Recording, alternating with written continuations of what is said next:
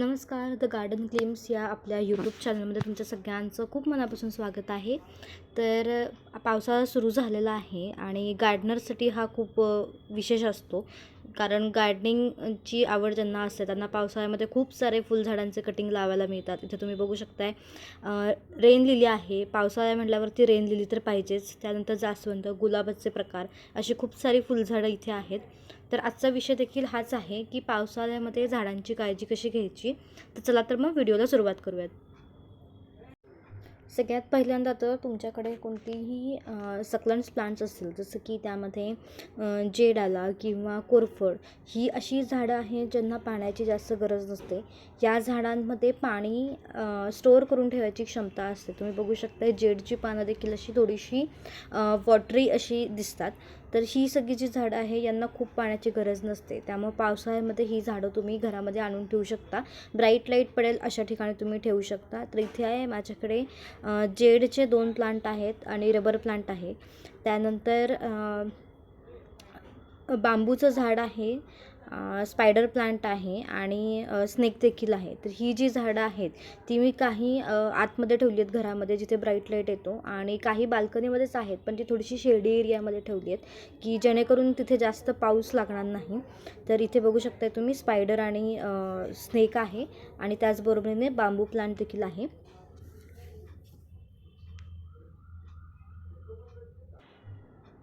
जर तुम्हाला शक्य असेल तर तुम्ही झाडांची जागा ही बदलू शकता. म्हणजे जिथे पाऊस लागणार नाही अशा जागी थोडंसं सेमी शेड एरियामध्ये ठेवू शकता, जेणेकरून ऊन आणि थोडंसं पाऊस असं दोन्ही झाडांना मिळेल. पण आजकाल फ्लॅट सिस्टीममध्ये हे शक्य नाही आहे. इथे तुम्ही बघू शकता, आम्ही देखील फ्लॅटमध्येच राहतो. तर इथे लकीली हॉलच्या ग्रीडला किंवा बाल्कनीमध्ये दोन्हीकडे देखील थोडासा शेड आलेला आहे. त्यामुळे डिरेक्टली पाऊस असा झाडांना लागत नाही. जर तिरका पाऊस असेल तरच झाडांना लागतो. पण तरीसुद्धा आम्ही ज्यांना जी पावसाळी झाडं नाही आहेत किंवा जास्त पाण्याने खराब होतात अशा झाडांची काळजी आम्ही घेतलेली आहे. तर इथे तुम्ही बघू शकताय की मोस्टली गुलाब, जास्वंद किंवा ज्या कटिंग वगैरे थोड्याशा लावल्यात याच गोष्टी आम्ही अशा बाहेरच्या बाजूला ठेवलेल्या आहेत. कढीपत्ता वगैरे ही जी झाडं आहेत ती थोडीशी आतल्या बाजूला ठेवायचा प्रयत्न केला आहे, जेणेकरून त्याला जास्त पाणी लागणार नाही. तर जर तुमच्याकडे या दोन्ही गोष्टी शक्य नसतील पण ओपन बाल्कनी आहे आणि पाऊस खूप लागतो, तर या कंडिशनमध्ये तुम्ही त्यासाठी ग्रीन नेट जी असते, जी आपण ऊन लागू नये म्हणून वापरतो, तर ती ऊन आणि पावसाळा या दोन्ही गोष्टींसाठी चालू शकते. तर त्यामधून काय होईल, पाऊस देखील थोडासा झाडांना लागेल आणि जेव्हा ऊन पडेल तर ते ऊनसुद्धा झाडांना मिळेल. तर दोन्ही गोष्टींपासून प्रोटेक्शन हे झाडांचं होईल. तर ती ग्रीन नेट तुम्ही लावू शकता. कुंडीमधली माती एकसारखी आपण नेहमीच करतो, म्हणजे 12 महिने देखील आपण कुंडीतली माती ही नेहमीच एकसारखी करत राहतो. पण पावसाळ्यात याचं महत्त्व खूप जास्त आहे. याचं कारण असं आहे की जर कंटिन्यू पाऊस जर कुंडीमध्ये पडत असेल आणि जर तो ड्रेन होत नसेल, तर त्यामुळे काय होईल की माती ही गच्च साठून राहील. तुम्ही आता बघता ही खूप दिवस झाले याची माती आम्ही एकसारखी केली नव्हती, त्यामुळे मातीचा अगदी चिखल झाला असं म्हणता येईल. आणि यामुळे काय होतं की मातीमध्ये फंगस बनायला सुरुवात होते, आणि जर फंगस झाला तर त्यात किडे होणार, आणि किडे झाले तर ते झाडासाठी अजिबात चांगलं नाही आहे. तर या कारणासाठीच आपण पावसाळ्यामध्ये मातीकडे लक्ष देतो. तर इथे तुम्ही बघू शकताय की माती आम्ही एकसारखी करतो आहे, आणि हे यासाठी पण करतो आहे की आपल्याला चेक करायचं की माती ही कितपत वेल ड्रेन आहे का वेल ड्रेन नाही आहे हे बघण्यासाठी देखील आपण चेक करतो आहे. तर जर माती वेल ड्रेन नसेल आणि मातीमधून जर लवकर पाणी बाहेर पडत नसेल, तर यासाठी काय करायचं आहे की आपली जी वाळू असते किंवा कन्स्ट्रक्शन सँड जी असते, तर ती घ्यायची आहे आणि ती थोडीशी या मातीमध्ये मिक्स करायची आहे. यामुळे काय होईल, मातीचं जे टेक्स्चर आहे हे चेंज होईल आणि माती ही वेल ड्रेन होईल. आणि त्याचबरोबरीने आपल्याला झाडांमध्ये पावसाळा सुरू व्हायच्या आधी झाडांमध्ये काही खतं देखील द्यायची आहेत. तसं बघायला गेलं तर फर्टिलायझरची गरज नसते झाडांना, कारण काय पावसाळा हा सीझनच असा आहे की सगळीच झाडं ही चांगली वाढतात आणि कटिंग देखील चांगली वाढतात. पण जर हे झाडांवरती डिपेंड करतं की आपण कोणती खतं त्यांना द्यायची. तर त्याआधी आपण इथे दुसरा पॉईंट बघूयात की माती बघितली, पण जर खालचं ड्रेनेज होलच जर व्यवस्थित नसेल तर त्यातनं पाणी देखील हे आऊट होणार नाही आहे. त्यामुळे मातीबरोबरच आपण इथे ड्रेनेज होल देखील थोडेसे चेक करत आहोत की ते व्यवस्थित आहेत का नाही आहेत. खूप दिवसांपासून जर झाड हे कुंडीमध्ये असेल आणि आपण त्याचे ड्रेनेज होल जर चेक केले नसेल तर थोडीफार तिथे माती साठलेली वगैरे असते. त्यामुळं ड्रेनेज होल ही थोडीशी क्लिअर करायची गरज असते. तर किंवा तुम्ही जर बेसला कागद किंवा नारळाचा भुसा या गोष्टी जर वापरत असाल तर ते देखील जर तिथेच साठून राहिले असतील तर त्याने देखील पाणी हे ड्रेन होत नाही आणि या कारणामुळे देखील झाडं खराब होतात. तर इथे तुम्ही बघू शकताय की असे साधारण 8 ते 10 असे मोठे मोठे ड्रेनेज होल इथे आहेत. मी याच कारणासाठी नेहमी सांगते की ड्रेनेज होल हे कुंडीला खूप सारे असले पाहिजेत, कारण जर पाणीच ड्रेन नाही झालं तर हे देखील झाडांसाठी खूप घातक असतं. आणि या मोस्टली हेच कारण आहे की बऱ्याच जणांची झाडं ही जळतात आणि त्यांना कळत नाही की आपली झाडं कशामुळे जळाली. तर हे देखील एक मेन कॉज आहे की पाणी ड्रेन न होणं. तर त्यानंतर इथे आपण बघतोय की आम्ही फर्टिलायझर देतोय. तर फर्टिलायझर हे प्रत्येक झाडानुसार बदलतं. जसं की जर झाडाची ग्रोथ होत नसेल तर आपण मोस्टली त्यामध्ये वर्मी कंपोस्ट किंवा शेणखत देतो, किंवा फुलं होत नसतील तर आपण मोस्टली NPK देतो. तर हे गुलाबाचं झाड आहे, झाडाची वाढ आहे पण बरेच दिवसात तिला फुलं लागली नव्हती. तर याच कारणासाठी अगदी घरच्या घरी सोप्या पद्धतीचं हे NPK आहे. चहा पावडर आणि पोटॅशचे ग्रॅन्युल्स आहेत, फॉस्फरस आणि NPK हे देण्याचा इथे प्रयत्न केलेला आहे. तर तुमच्या झाडांमधले जी ग्रोथ आहे किंवा झाडांचे जे काही प्रॉब्लेम्स आहेत तर यानुसार फर्टिलायझर हे चेंज होत राहतात. तुम्हाला जर त्याबद्दलची माहिती हवी असेल की कुठल्या झाडाला कुठलं फर्टिलायझर द्यायचं तर त्यासाठी कमेंटमध्ये तुमच्या झाडाचं नाव सांगा, किंवा अशी देखील झाडं असतील की त्याची ग्रोथ थांबली आहे किंवा त्याला रिपोर्टिंग करायची गरज आहे का. तर असे बरेच सारे प्रश्न असतात. तर ते जर तुम्हाला माहिती हवी असेल तर कमेंटमध्ये तुम्ही तुमचे प्रश्न सांगा, आपण त्यावरती डिस्कशन करूयात. तर इथे फर्टिलायझर टाकल्यानंतर आपण माती एकसारखी करून घेणार आहोत आणि नंतर थोडंसं पाणी देखील देणार आहोत. तर त्यानंतरची गोष्ट म्हणजे प्रूनिंग. पावसाळ्यामध्ये आपण हार्ड प्रूनिंग नाही करत, पण सगळ्याच झाडांची सॉफ्ट प्रूनिंग आपण करू शकतो. कारण जसं की मी आधी देखील म्हटलं की पावसाळा हा ऋतू असा आहे की सगळ्याच झाडांची वाढ ही खूप छान होते. तर त्यामुळे इथे तुम्ही बघू शकताय की आम्ही थोडंसं सॉफ्ट प्रूनिंग गुलाबाचं करतोय. तुम्ही देखील सॉफ्ट प्रूनिंग झाडांचं करू शकता. त्याचबरोबरीने कढीपत्ता, जास्वंद, मोगरा, गुलाब यासारखे जी फुलझाडं आहेत यांचे कटिंग देखील खूप फास्ट ग्रो होतात. तर यांचे कटिंग देखील तुम्ही आत्ताच्या या सीझनला म्हणजे जूनपासून लावायला सुरुवात करू शकता. म्हणजे ऑगस्ट सप्टेंबरपर्यंत तरी पाऊस असतो शक्यतो, तर तोपर्यंत त्याची वाढ देखील खूप छान होते.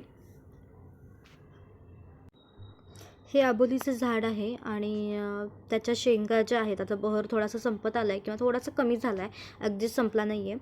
तर ज्या फुलं येऊन गेलेल्या शेंगा आहेत त्या मी मुद्दामून तशाच ठेवल्या होत्या, कारण त्यानंतर परत कधीतरी उपयोगाला येतात झाड लावायला, किंवा अगदीच कोणी मागितल्या फ्रेंड्सनी किंवा रिलेटिव्समध्ये तर त्यांना देखील त्या देता येतात बिया. तर यासाठी कुठलीही तुमच्याकडे फुलझाडं असतील, जसं की गोकर्ण आहे, आबोली आहे, तर यांच्या ज्या शेंगा तयार होतात हे आत्ताच तुम्ही पावसाळ्याच्या आधी काढून ठेवू शकता. आणि जर नवीन रोपं तुम्हाला तयार करायची असतील त्यामधून, तर पावसाळ्याच्या सुरुवातीला त्याच्या बिया ज्या आहेत त्या रोवल्या की त्याचे छान असे रोपं तयार होतात. इथे आम्ही देखील काही कटिंग लावल्यात. गुलाब आहे, जास्वंद आहे आणि कढीपत्ता, असे 3-4 झाडांच्या कटिंग आम्ही लावलेल्या आहेत.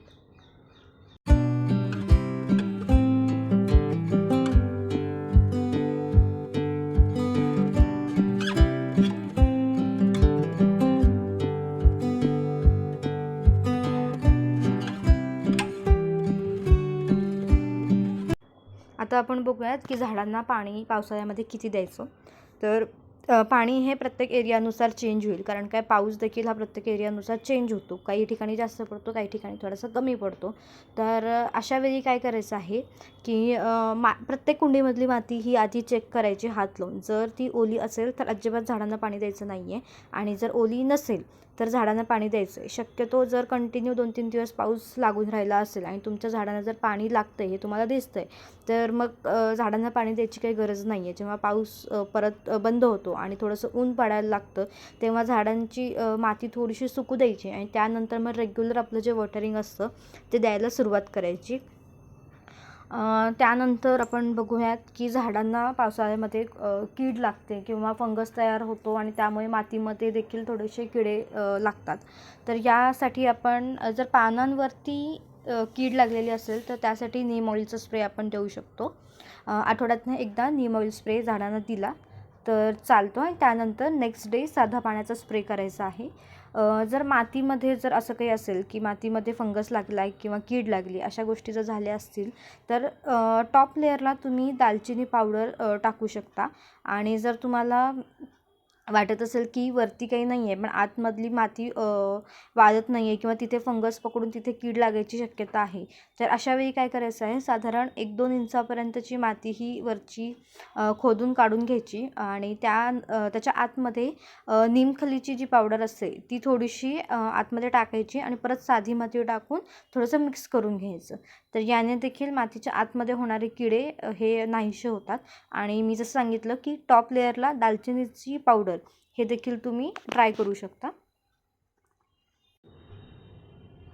इंडोर प्लांट्समध्ये आपण शक्यतो पाणी हे 8 ते 15 दिवसांनीच देतो. पण पावसाळ्यामध्ये काय होतं की सूर्यप्रकाश पडत नाही, त्यामुळे पाहिजे तेवढा ब्राईट लाईट किंवा प्रकाश हा झाडांना मिळत नाही. त्यामुळे इंडोर प्लांट्समध्ये देखील हे प्रॉब्लेम बघायला मिळतात की फंगस थोडासा मातीमध्ये दिसतो किंवा मातीतलं पाणी हे ड्रेन होत नाही किंवा वरची माती सारखी ओली दिसते. तर या केसमध्ये देखील आपल्याला काय करायचं आहे, जोपर्यंत माती कोरडी होत नाही तोपर्यंत झाडांना पाणी द्यायचं नाही आहे. जोपर्यंत कुंडीमधली माती ॲटलिस्ट 30-40% किंवा 50% जोपर्यंत ती कोरडी होत नाही तोपर्यंत झाडांना पाणी द्यायचं नाही आहे. आणि इथेसुद्धा तुम्ही टॉप लेअरला दालचिनी किंवा नीमखली याचा वापर इंडोर प्लांटसाठी देखील करू शकता, ज्याने फंगस किंवा कीड ही लागणार नाही. जाता जाता एक टीप किंवा आमचा अनुभव तुम्हाला सांगते. मागच्या वर्षी कढीपत्ता हा आमच्याकडून पावसामध्ये राहून गेला होता, म्हणजे त्याला पूर्ण पाऊस लागत होता. तर त्यामुळे काय झालं होतं, ओव्हर वॉटरिंगमुळे पानांवरती एकदम व्हाईट आणि ब्लॅक असे डॉट्स पडले होते आणि आम्ही त्याच्यावरती खूप ट्राय केलं. नीम ऑइल स्प्रे केला, नंतर बाकी फर्टिलायझर्स किंवा नीमखली टाकली, खूप गोष्टी ट्राय केल्या, पण तो रिकवर काही झाला नाही. शेवटी आम्हाला त्याचं हार्ड प्रूनिंग करावं लागलं. पण यावर्षी आम्ही त्याची काळजी घेतो आहे. त्याला आम्ही शेडी एरियामध्ये ठेवलं आहे. जर पाऊस खूप झाला तर आम्ही त्याला आतमध्ये देखील शिफ्ट करणार आहोत. तर ही एक टीप आहे, जर तुमच्याकडे कढीपत्ता असेल तर त्याला ओव्हर वॉटरिंग अजिबात होऊ देऊ नका. कढीपत्त्याला ओव्हर वॉटरिंग अजिबात चालत नाही आणि तो परत रिकवर करणं हे खूप अवघड जातं. तर यासाठी ही एक टीप आहे, अनुभवातून शिकलेली टीप आहे की कढीपत्त्याची काळजी पावसाळ्यामध्ये खूप जास्त घ्यावी लागते. तो खूप शेडी एरियामध्ये ठेवा, नाही तर त्याला शिफ्ट करा. हा सल्ला मी तुम्हाला देईन. तर अशा प्रकारे आपण पावसाळ्यामध्ये झाडांची काळजी कशी घ्यायची आणि आम्ही कोणत्या कोणत्या गोष्टी करतो या सगळ्या मी तुमच्यासोबत शेअर केल्या. तर व्हिडिओ कसा वाटला हे कमेंट करून कळवा आणि तुमच्या गार्डनर्स फ्रेंड्ससोबत शेअर करायला विसरू नका. आणि हा व्हिडिओ आवडला असेल तर लाईक, शेअर आणि सबस्क्राईब करा. थँक्यू.